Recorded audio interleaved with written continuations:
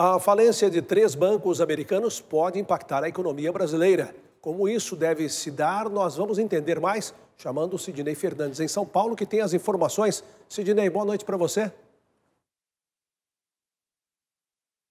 O que acontece na maior economia do planeta gera impactos em vários países. Boa noite a você e boa noite a toda a nossa audiência. A quebra de bancos nos Estados Unidos tem deixado investidores, economistas e o governo brasileiro em estado de apreensão. Isso porque a turbulência no sistema financeiro americano pode refletir na inflação, na taxa de câmbio, impedindo a redução de juros no Brasil.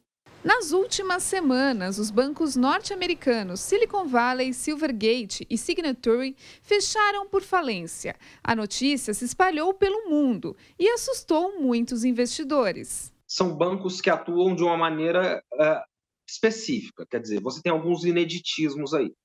Então, são bancos que atuam no Vale do Silício e que operam com empresas novas, né, que são chamadas de startups. Então, você tem um fenômeno aí diferente, não são bancos da matriz. Bancos capazes de desencadear uma crise sistêmica, como foi, por exemplo, em 2008. Essa é uma crise mais localizada. Outra característica é que grande parte das operações envolviam moedas virtuais, como as criptomoedas. Diante dos riscos financeiros, muitos investidores resgataram o dinheiro que tinham nesses bancos antes da falência. Rapidamente, o governo saiu para salvar esse banco.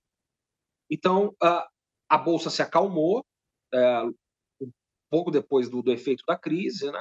O dólar voltou a se estabilizar, a Bolsa acalmou, e os primeiros resultados foram mais tranquilos. Com a quebra desses bancos em meio a uma economia global, que é a dos Estados Unidos, muitos países se perguntam sobre os riscos que podem sofrer. E no Brasil não é diferente.